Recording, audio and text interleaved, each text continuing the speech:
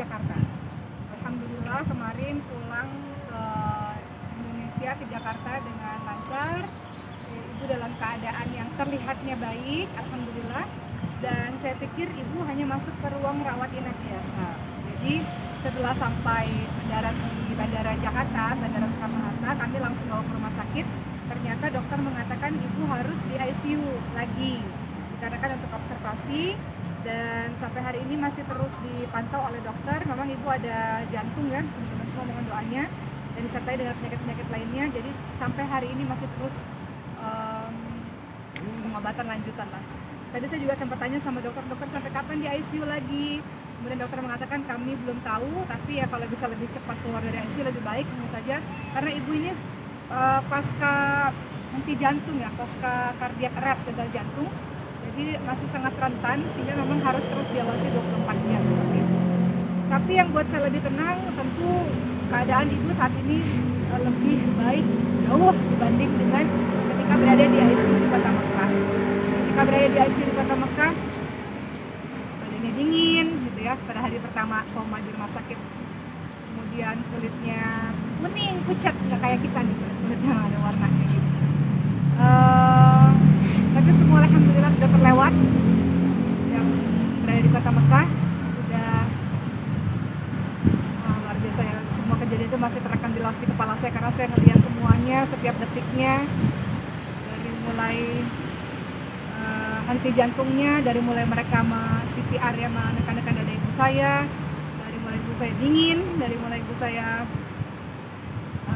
tidak berwarna, kulitnya kuning gitu ya, pucat, sampai akhirnya berangsur-angsur berwarna kembali kulitnya, sampai sekarang sudah bisa bicara walaupun belum bisa berjalan karena masih sangat lemah, tapi beliau sudah dalam keadaan yang sangat baik. Semua dokter, tidak hanya dokter di Arab, Mekah, tapi juga dokter di Indonesia mengatakan insya Allah ini kasus yang sangat langka, beliau bisa bertahan sampai sejauh ini.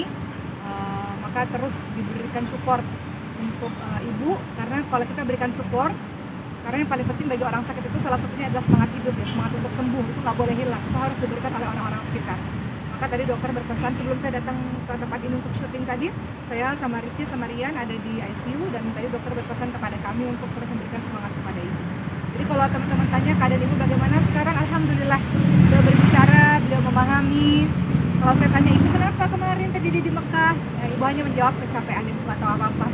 Beliau nggak tahu apa yang terjadi selama 11 hari beliau di ICU, tapi saya pikir itu bagus lah, beliau nggak perlu tahu banyak hal bagaimana keadaan beliau. Ibu hanya mengatakan ibu kecapean, dan alhamdulillah saya selalu mengatakan ibu semangat ya. Memang kemarin sih sempat mengatakan kenapa ya aku nggak bisa gerak, aku nggak bisa jalan, sempat kadang-kadang ada rasa putus asa, tapi saya katakan ibu nggak apa-apa, pelan-pelan sembuhnya, yang jelas harus banyak makannya, harus banyak bergeraknya supaya bisa lebih cepat pulih gitu. Jadi saya pikir untuk orang-orang yang merawat orang sakit ini, termasuk saya, dan saya yakin banyak teman-teman yang merawat ibunya yang sakit atau anaknya yang sakit atau siapapun yang sakit, kita sendiri harus kuat supaya bisa menguatkan orang yang sakit. Kalau kita sendiri lemah, bagaimana kita bisa menguatkan orang-orang yang kita cintai bisa kuat dan bertahan.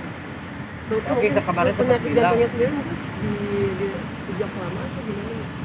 Sebetulnya ibu saya punya riwayat penyakit autoimun sejak 17 tahun yang lalu karena mengkonsumsi obat belasan tahun, sehingga ibu ada berbagai macam penyakit komplikasi. Kemudian ketika berangkat haji sebetulnya dalam keadaan stabil. Ketika berangkat haji di Kota Mekah memang panas sekali di sana, dan haji itu sesuatu yang tidak mudah ya teman-teman, karena itu kan ibadah fisik yang sangat luar biasa. Banyak juga teman-teman kita yang sudah berumur yang tidak bertahan begitu. Ibu masuk ke rumah sakit di Kota Mekah itu 2 kali. Pertama kali dirawat 5 hari, kemudian berikutnya dirawat 11 hari di ICU. Cuman yang ingin saya katakan pada teman-teman semua, saya jadi belajar banyak untuk kehidupan saya pribadi. Saya nasihat diri saya sendiri untuk kita selalu percaya bahwa ud'uuni astajib lakum. Berdoalah kepada Allah, maka Allah akan menjawab doa-doa itu. Allah akan perkenankan bagi kita.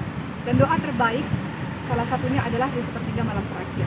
Ketika dokter mengatakan ini kasus yang sangat sulit, sangat berat, kami sudah memberikan yang terbaik dengan fasilitas terbaik, dengan alat terbaik, selanjutnya kamu hanya berdoa kepada Allah Subhanahu wa taala.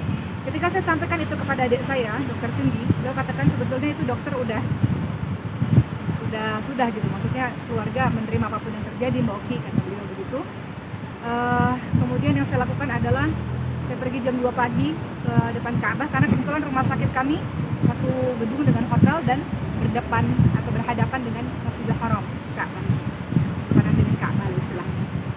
Jadi setiap jam 2 pagi sampai pagi saya berada di Ka'bah, saya berdoa kepada Allah Subhanahu wa taala dan banyak hal keajaiban yang terjadi. Yang tadinya dokter mau mengoperasi ibu saya untuk tindakan tracheostomi pembolongan leher karena ventilatornya sudah digunakan 9 hari, 10 hari. Kalau orang di ICU ventilatornya sudah digunakan lama, biasanya harus dibolongi lehernya. Saya sudah tanda tangan itu untuk operasi pembolongan leher atau tracheostomi. Kemudian dokter sudah bersiap-siap akan memindahkan ibu saya ke rumah sakit lagi yang lain yang lebih lengkap. Namun Masya Allah tiba-tiba semuanya terjadi begitu saja dengan ajaib. Tiba-tiba hari ke-10 ibu lepas ventilator, hari ke-11 tiba-tiba dokter bilang ibu sudah boleh pulang dari ICU.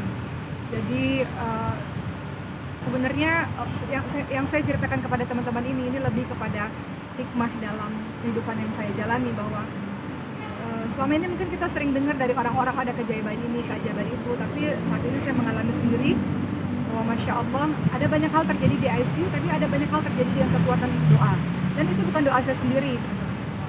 Kenapa saya dengan sengaja memposting cerita di sosial media dan saya minta doa khusus untuk ibu saya kepada teman-teman di luar sana, karena kita nggak pernah tahu doa siapa yang dikabulkan oleh Allah untuk menyembuhkan orang-orang yang kita cintai.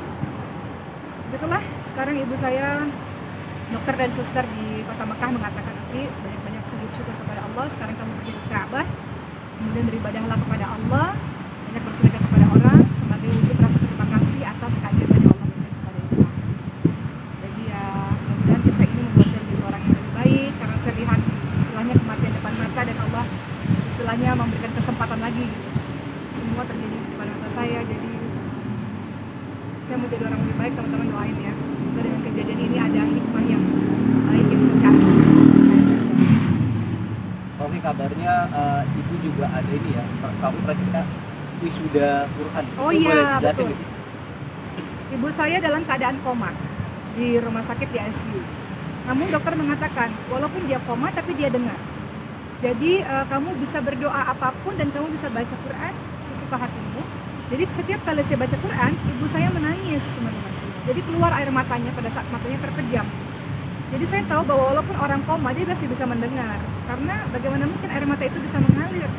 Setiap kali saya mengaji, membaca Al-Quran, air mata itu menetes, teman-teman semua.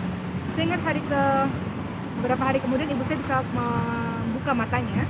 Walaupun matanya nggak bisa mengikuti saya, artinya hanya lihat kosong. Dan ketika saya tanya pada ibu saya, ibu selalu mengatakan, ibu ingin menyelesaikan hafalan Quran. Ibu selalu mengatakan ibu mau seumur hidup ibu bersama dengan Quran. Saat ini ibu belum selesai hafalan Quran. Ibu saya baru 10 juz, teman-teman semua. Kemarin baru wisuda. Jadi saya katakan, ibu selalu bilang ketika ibu sehat, ibu mau hafal 30 juz Quran ya Allah, mau dilancarin Qurannya.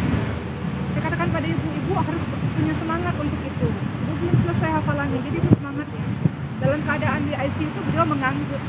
Nah pada saat beliau mengangguk itulah kemudian saya punya harapan besar bahwa ibu saya bisa bertahan. Ketika saya katakan ibu mau selesaikan hafalan 30 juz Al-Qurannya, ibu masih perlu waktu untuk menyelesaikan itu, masih perlu waktu untuk terus belajar Al-Quran, dan dia mengangguk. Jadi saya di hati kecil saya ada harapan besar untuk ibu saya, walaupun seluruh keluarga adik-adik mengatakan kan udah ikhlas, ikhlasin ibu, jangan memberatkan ibu gitu.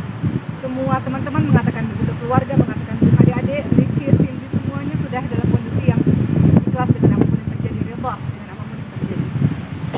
Namun pada saat itu susah ya teman-teman sekalian, perasaan dimana kita ridha, terima dengan takdir Allah, tapi di satu sisi ada harapan besar gitu. Itu perasaan yang memang nggak mudah sebetulnya. Tapi saya dengan ibu yang mengangguk itu, saya punya harapan besar bahwa ibu bisa bertahan. Ya Alhamdulillah, dokter mengatakan ibu kamu punya semangat hidup yang tinggi, sehingga itulah yang mungkin salah satunya yang membuat dia bisa bertahan sampai hari ini. Jadi saya mohon doa dari teman-teman semua. Saya bersyukur kepada Allah terlalu banyak kebaikan yang Allah berikan. Pada saat serangan jantung itu datang, dokter ada di kamar saya. Pada saat ibu saya henti nafas, rumah sakitnya berada di bawah hotel kami. Bayangkan kalau dokter tidak datang, bayangkan kalau hotelnya jauh, kami harus naik kendaraan berapa menit yang terbuang. Sementara kalau sudah 7 menit atau 10 menit ke atas henti nafas, berarti sudah susah untuk tertolong. Jadi setiap menit itu sangat berharga. Jadi Allah buat ketika serangan jantung dokter ada di situ, visit ke kamar kami. Allah buat rumah sakit itu berada di bawah hotel kami. Allah buat saya ketika kejadian itu pun ada di situ. Terbayang kalau saya pada saat itu saya sedang henti nafas atau gagal jantung itu saya berada di luar, itu saya tidak terbayang. Jadi itu yang terjadi selama saya haji, teman-teman semua, sebuah pengalaman yang sangat mahal buat saya. Dan saya cuma mau mengatakan untuk diri saya dan kita semua, kalau kita meninggalkan sholat malam, berarti kita tidak merasa benar-benar perlu kepada Allah Subhanahu wa taala. Jadi kalau kita merasa kita perlu kepada Allah, maka jangan pernah tinggalkan sholat malam itu, karena dahsyatnya doa-doa yang mengabulkan pada saat sholat malam. Jadi saya hanya berdoa kepada Allah, semoga teman-teman yang Allah berikan orang tuanya sakit atau anaknya sakit, orang yang cintai sakit, jangan berhenti berdoa, jangan berputus asa, selalu ada harapan